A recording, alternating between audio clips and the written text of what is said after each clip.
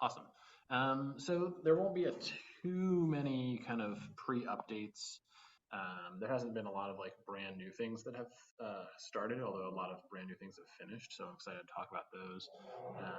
So we'll do our normal kind of community meeting agenda, core values, COVID check, some program updates, where to connect, Q&A, and then have some time for some deep dives with a smaller group. We can decide how many of those we feel like we're up for doing, but there's some kind of bigger things we want to try and get done in the second half of the year that I think would be benefit a group discussion.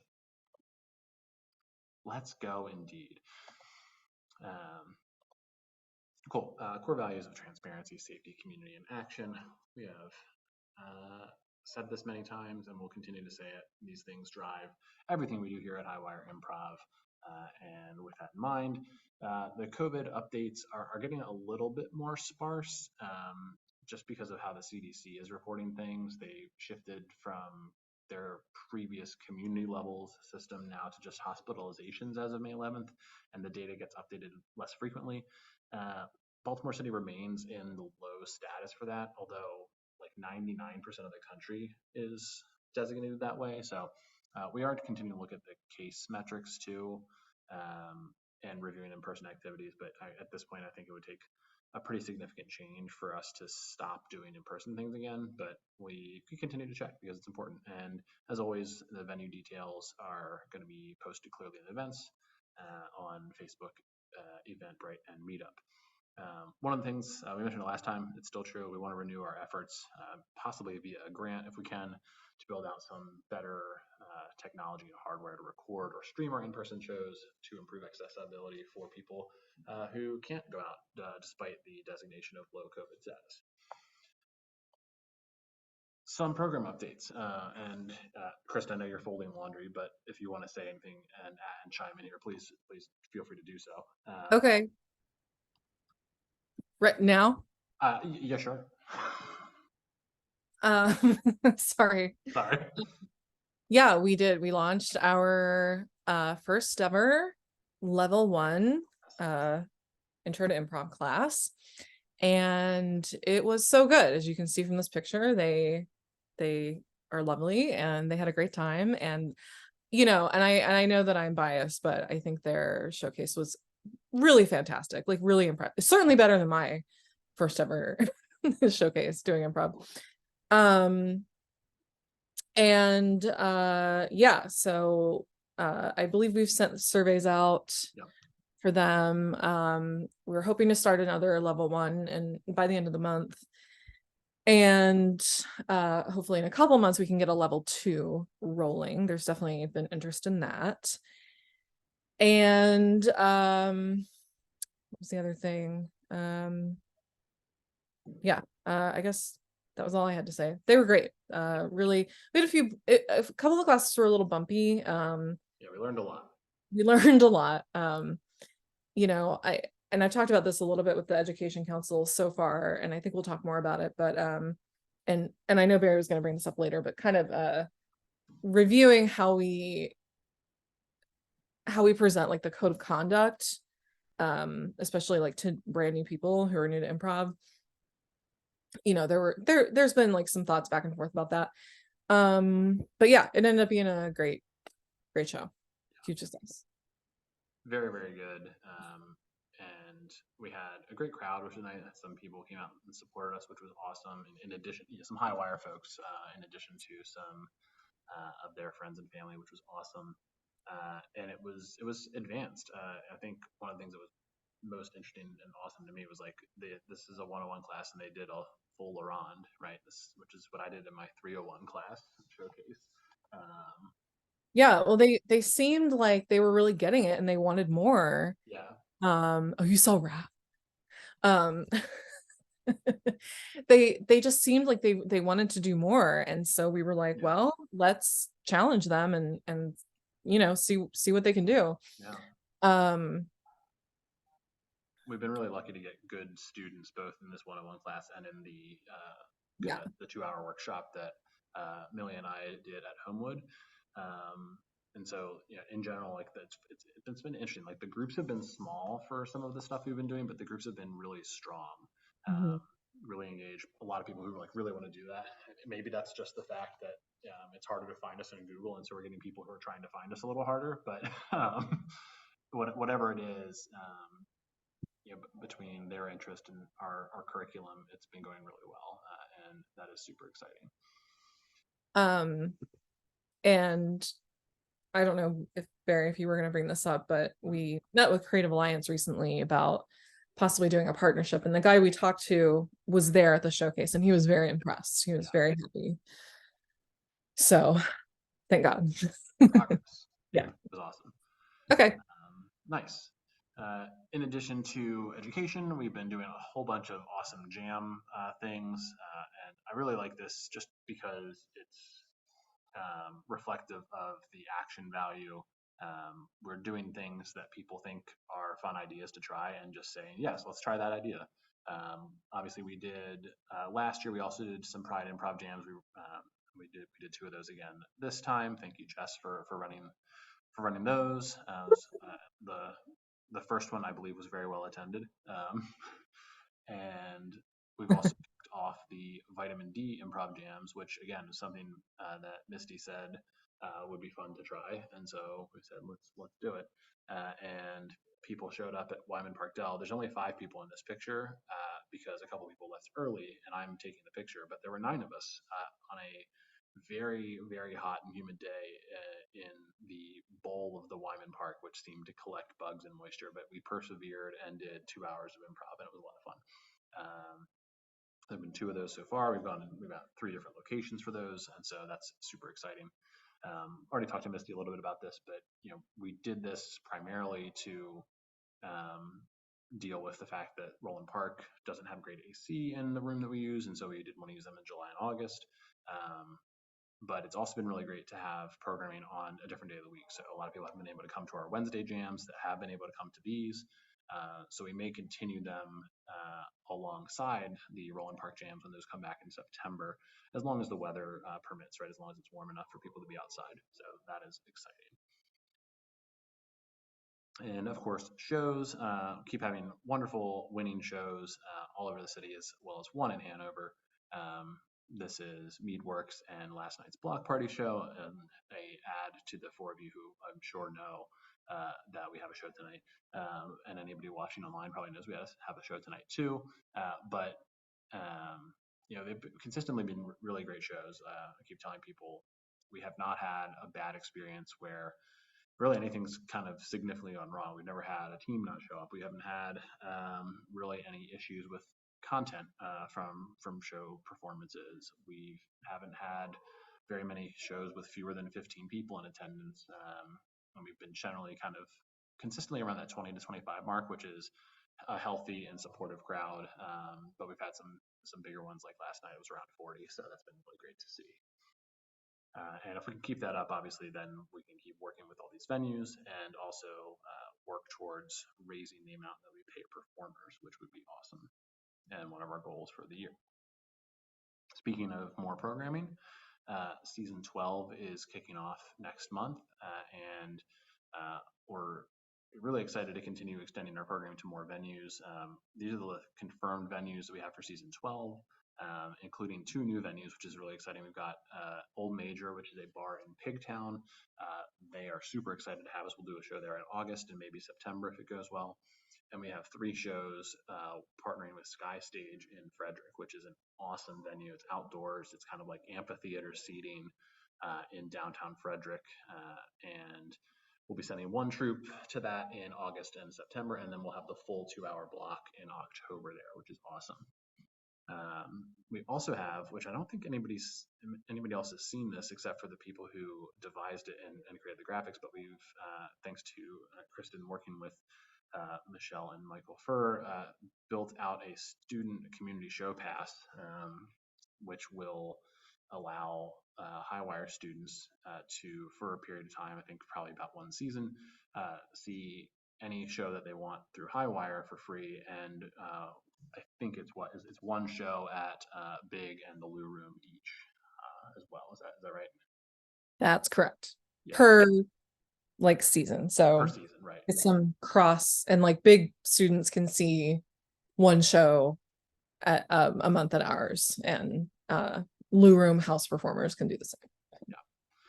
So really awesome collaboration among the different groups, and obviously that's going to be good for getting more people to shows, which is always good for everybody, and I think strikes the right balance between encouraging students to see shows and having that be part of their development in improv.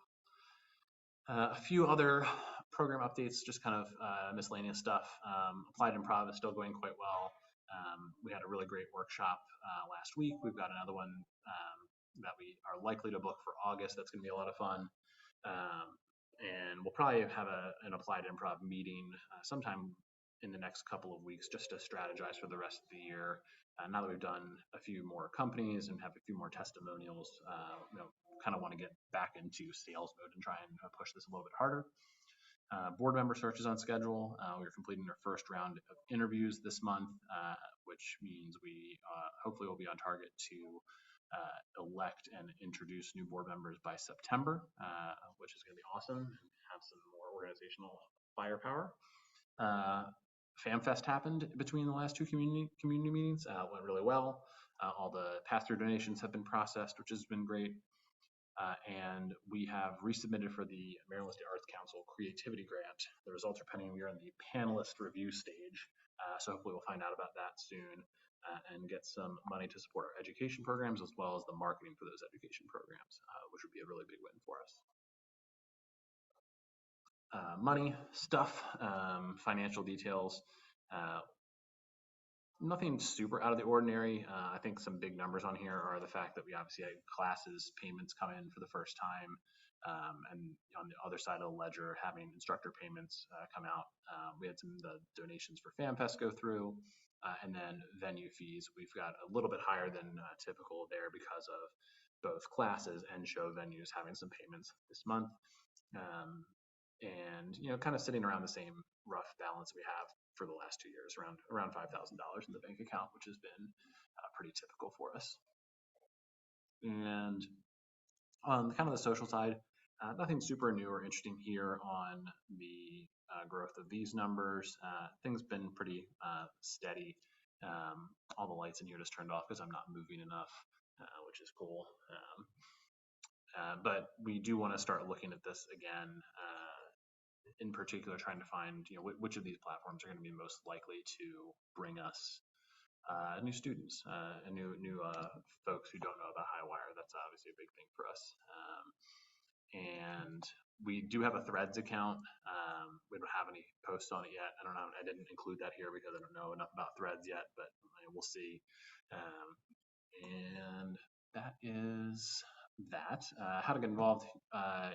The usual ways, join our Slack community, sign up to help market shows, and there's a few things we particularly love help with, like fundraising, marketing, and sending us venues for shows and classes, but any help is always welcome. We've tried many different ways to kind of organize the kind of tasks that we have so people can see those and chime in whenever they're able to. But if you have feedback on that, we're always welcome to hear it. And I have some feedback. Yes, feedback, please. Why is all this laundry mine? No. That's it. Cool. That's kind of the basic updates. Any Q&A on stuff before we jump into our potential deeper dive topics? I'll stop sharing the screen now. Cool. No, I'm just I'm really excited. We have a lot of stuff going on. Barry has been like really working his booty off to get a lot of this stuff, like show locations and stuff going. And it's been it feels really, really good. It feels like we're slowly and steadily making progress, which is what we've been doing all along. And it feels good to be going at this pace for me. Agreed. Cool. Any questions? Yay, indeed. Cool. So if people are interested, we can chat for a few minutes about a couple things that we're again, like more deep dives, brainstorming type things that are of interest. The first one, and the one I was most interested to start with, is um, we have had our code of conduct for a little over 2.5 years now, and it has not had any major revisions. We've had some minor revisions to accommodate the kind of how we handle COVID and vaccination discussion when we went in person, and that's it. And some just general kind of copy editing updates, as well as we added the suggestion ox reporting channel to it. But we haven't really done any kind of thorough re-review of that, and I feel like it's probably a good time to do so. As Kristen mentioned, in addition to updating the actual kind of very formal code of conduct, um, we think it might be a good time to explore shorter form versions of that content that we can regularly use. Obviously, we've kind of all developed a version of that speech for things like jams and classes, but having some of that material written down, I think, would be useful. Potentially, as well as some graphics or some short videos that we could put up on YouTube and stuff like that, both for the purpose of making it easier for people who are new to improv to see that and understand it, but also to put our stamp into the world about, like, us, kind of talking about that in the social media sphere and saying, hey, these are things that are important to us. Maybe pushing some conversation forward on that. So I didn't want to get necessarily into let's go all sit right now and read the code of conduct and suggest updates. I really wanted to more talk about, well, what would go into a good review process of that. What would we like to do to say, hey, 3 months from now, we feel like we did a really good job in reviewing it, getting feedback, making updates, and involving people in that in a positive way. So I'll ask if anybody has any thoughts about that.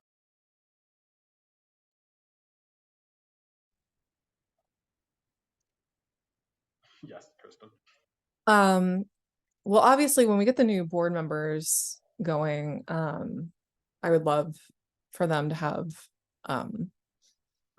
sort of like a crack at it and see what they say. I don't know. I don't know how exactly this would work, but I like the idea of like a third party sort of review. I know I've spoken like to various instructors around the country and stuff over the past couple of years, and I feel like we could send something like that to, like Nick Armstrong or somebody, and just see if we could get their feedback on that. Yeah, that makes sense. I'd love to have like 4 or 5 people from different theaters and different backgrounds, maybe even including one person from a non-improv background. Mm-hmm. Give it a look, Yeah. because I think we not in both the bad and a good way, we've gotten really kind of familiar with our own code of conduct, and we speak about it in shorthand sometimes. We understand it very well, and that probably means it's worth kind of checking on some of those things. Yeah, like getting like 4 to 6 people to review it would be nice, and the new board members would be good too.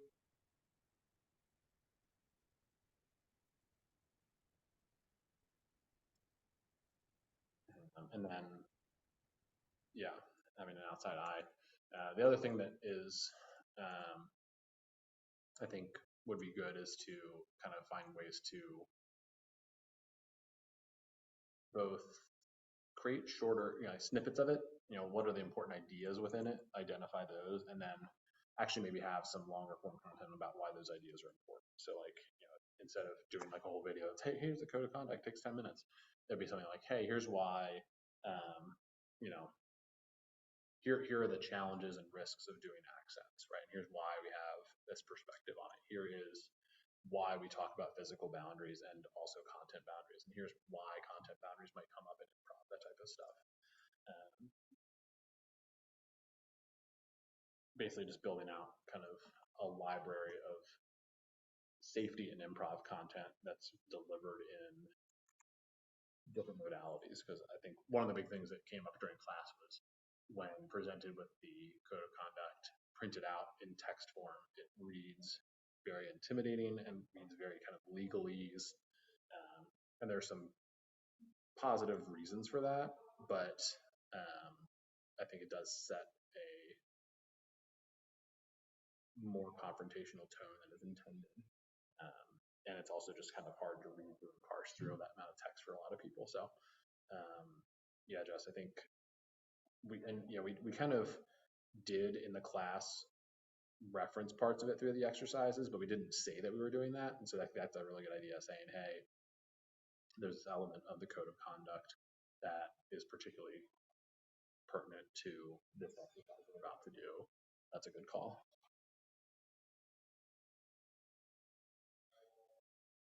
An acronym or a connected graphic is a great idea.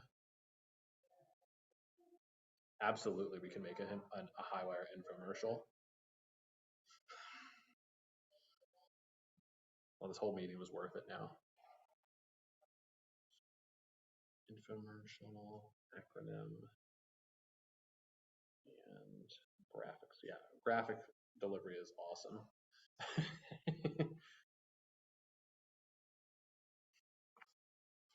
Amazing. Cool. I think that's a great call. Links. I can send out some notes on that to the group, put that in Slack as well. I think that'd be a fun project for people to work on. Let's see. The other thing I wanted to talk about, unless anybody has other thoughts on code of conduct process stuff. Pause. Sorry, just jumped right ahead.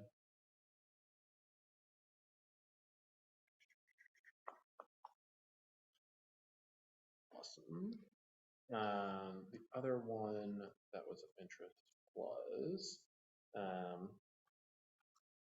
anything for more strategies for marketing to new students. Yeah, I think one of the biggest challenges we've had is getting new people to show up to intro workshops and one-on-one classes. We just moved the one-on-one class back 2 weeks to try and get more students for it. The even the one we ran just now, only had 8, and I think we could do significantly more than that if we wanted.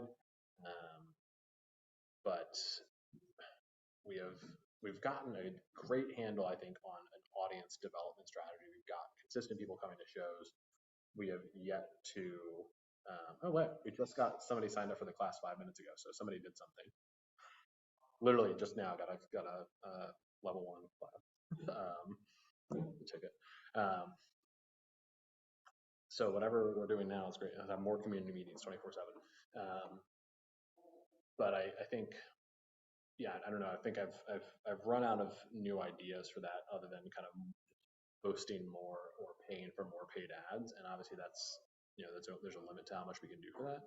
So I'm curious if anybody has thoughts. I think the one new thing we've done recently is we started offering promo codes, which I think was effective. We did some promo codes for the first class, and we've done some promo codes for some recent shows. But if anybody has any other kind of big ideas, I'm happy to hear them.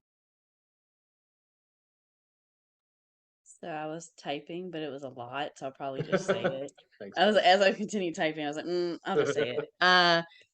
I was thinking like 2 things. So one, I know we were talking about like press releases beforehand, but I think because there's such an educational wrap around it, I'm sure like some news outlet would want to pick up like, oh, what are improv classes? Because I think people don't realize like there's actually classes around improv. Right. So maybe like sending out a press release, but even just like sometimes like sending out cold emails to be like, hey, it's Monday. I know y'all are in the newsroom right now, like figuring out what you're doing this week. I have like a pitch for you if sometimes they have those slow weeks. And then colleges are starting back up like August-ish. Yeah. And so I think maybe that'd be a good time. Like I know a lot of schools do like welcome week activities, so maybe even reaching out to say, hey, if you have a space open, like even if it's just you have a team that go, like a group of people to go to perform or like even talk about Highwire.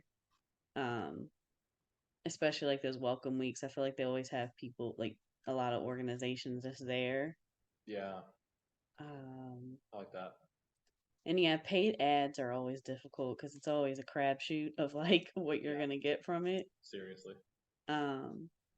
But yeah, I would say I guess maybe more like reels. I don't know if they make like reels or like things Yeah. like that. I I'm mean, not short sure. form content. Like, so the thing I've struggled with the short form Reels content, right, is I think right now, Reels, YouTube Shorts, and TikToks are getting the most organic reach of social Hmm. media marketing, right? They're getting really pushed by all of those platforms, but they're getting pushed globally, Yeah, and as not like opposed to in an just area. locally, right? So I think for like the online classes, it's really good, but I may just be ignorant to what could be done.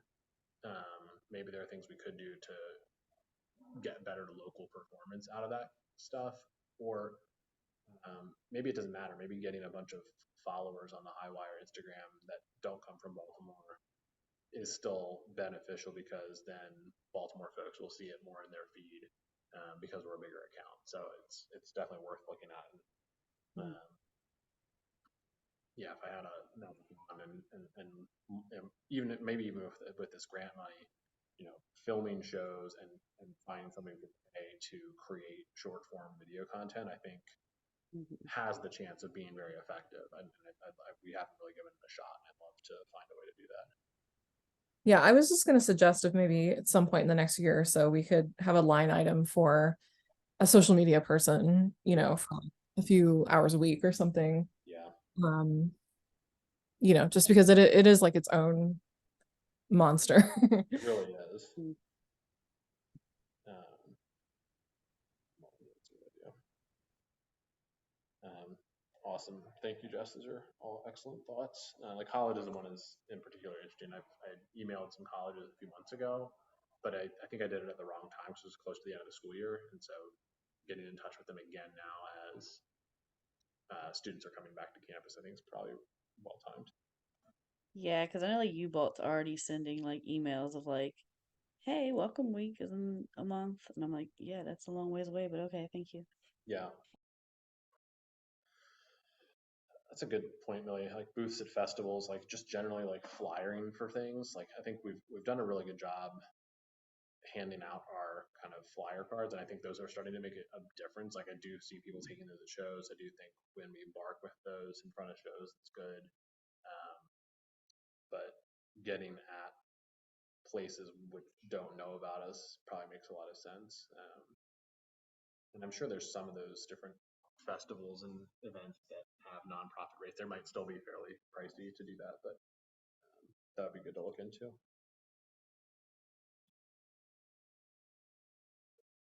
Nice. First Thursdays, yeah. Cool.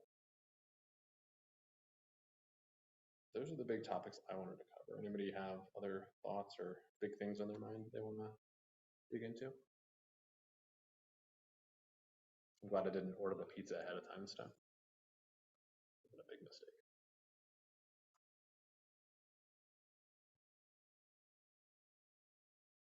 For a non-sparkly booth.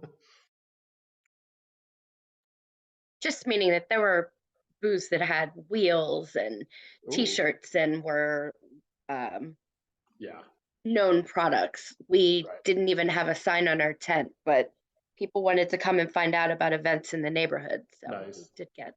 we did get a lot of foot traffic. Awesome. It Yeah. was expensive though. We didn't do every first Thursday. Are we talking four figures or less than that? I couldn't speak to what it is now, but I want to say that it was 500 Okay, a time. that's a lot.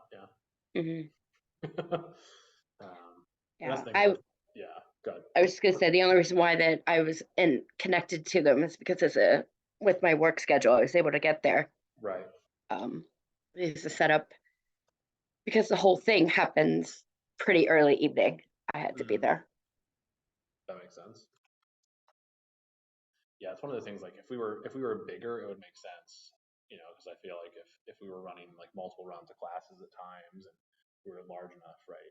$500 is reasonable. If you get 4 or 5 people to buy a class after from that, then you kind of made your money back. But at this point, we don't have enough running to have that be the case. So we pushed it back to the 31st, you said? Yes. Okay. And there's a decent chance we may do that for the online class. It's currently, the online class is set to start a week from now. We've got 4 for that so far. I may look to push that back 1 or 2 weeks. And that's a little bit easier to do, obviously, since it's online. There's no venue rentals, but JCC was very generous in letting us adjust our rental for the class. Okay. Because I was just thinking, I mean, it's basically just a matter of asking to be able to have a table at Art Walk for First Fridays Yeah. For Highland Town, but that would fall after Yeah. the start of this one, but maybe something Yeah. to get, because they run all the way up through December. Yeah. I think they take January, February, and March off. Okay. When you say it's just a matter of asking, does that mean it's free? I mean, yeah, because I mean, we did the shows, Well, right. That's a good point. and I was thinking it would be a better situation for marketing more than doing Yeah. a show. For The people sure. who did the shows had enough fun, Yeah. but it's not really something that I would feel comfortable inviting, even a local team to do. Yeah. It would be kind of like what I did. I apologize, I didn't go to the wine fest, but kind of like that situation where Yeah. people were aware that it was going to be, some up, some down, Yeah. and a lot of marketing. But yeah, I would just speak. I'm friends with several people who have stops on the art walk, so it would just be a matter of like, can we put a table in front of your place? Nice. Okay. I'm certainly up for taking you up on that. Awesome. Good stuff.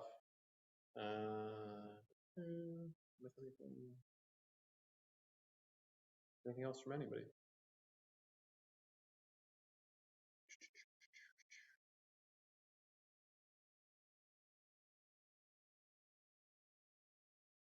That'll be a nice long image of me at the end of this recording.